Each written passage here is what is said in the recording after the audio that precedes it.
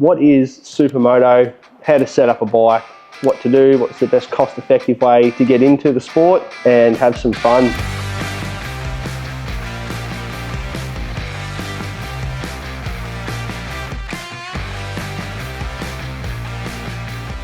Hey everyone, Josh here from Supermoto Institute. I've got a brand new YZ450 2025 model. We've recently just switched over to Supermoto for our adventure for Japan for 2026. We've been hooked up with a Yamaha over in Japan, and it's now time to start some testing and some training before we head off. But no better thing to do with a brand new bike with brand new parts to do a bit of a walkthrough of what is a Supermoto. So normally a Supermoto, most guys run a 450, but you can run any bike you want. And the biggest thing that makes a Supermoto is the wheels. Generally, we are running on asphalt, so we tend to run a road tyre and a 17-inch rim. There is different configurations of rims, but generally you'll run a 17-inch front, a 17-inch rear. When you start to progress into the racing, you'll find that you'll get a smaller front wheel to a 16 to a 16.5, depending on what you like, and it'll give a better feel.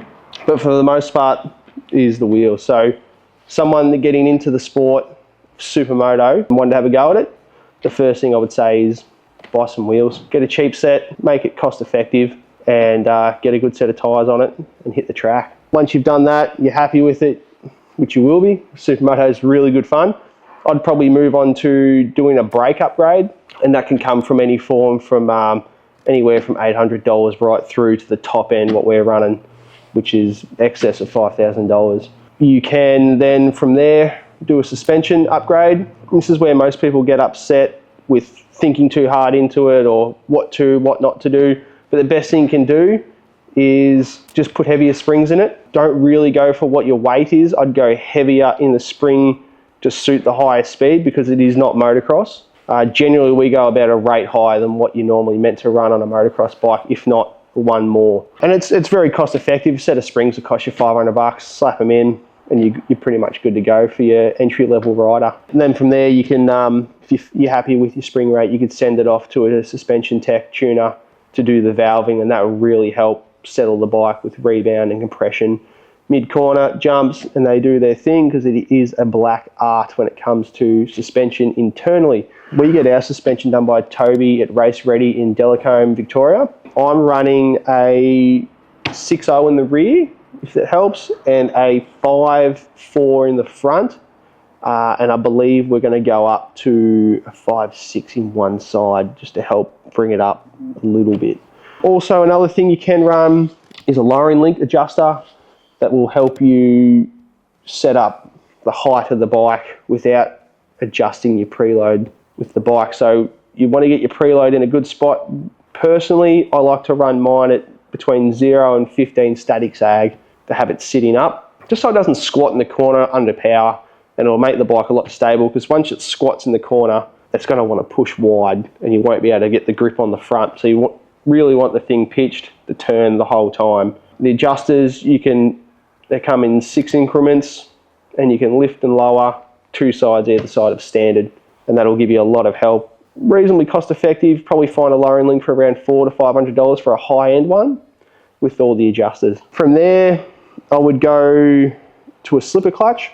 A slipper clutch essentially will stop hopping into a corner, or dribble as the Europeans call it.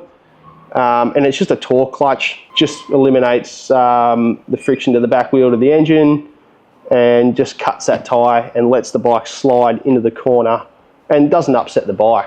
It is a very expensive part to buy, excess of $2,000 when you buy the high-end parts. We've partnered with Suda. They've come on board for 2026, so we use and recommend Suda. I've been using them my whole career, and I've never had an issue with them at all. Easy to tune, easy to adjust, very durable clutch.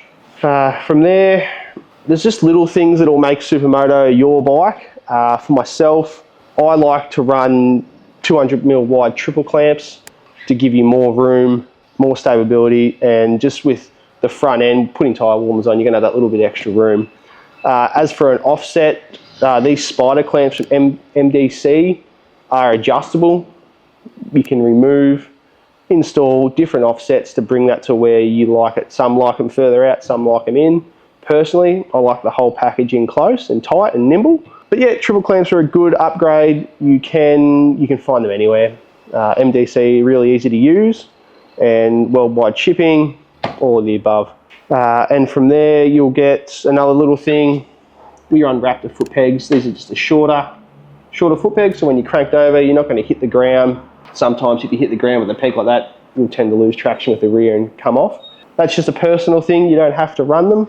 It's something I like to run, and that's about it. And then you'll move into tyres, and again, that's a preference thing.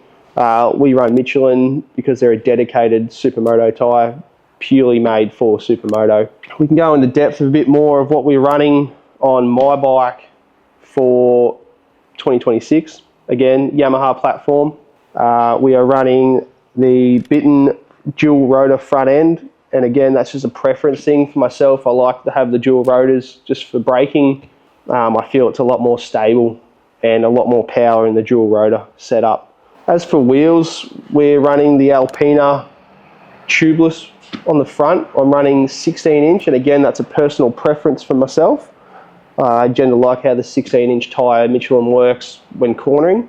On the rear, I'm running a 5-inch wide 17-inch with the Michelin 160, and the B compound is my go-to tyre to use for Supermoto. That's pretty much the basics of Supermoto, what you will need to get on track. If there's anything I've missed that you feel like I should go into that you want to know about, please let me know, and we'll put something out where we can go into depth and help you get on the track a lot easier.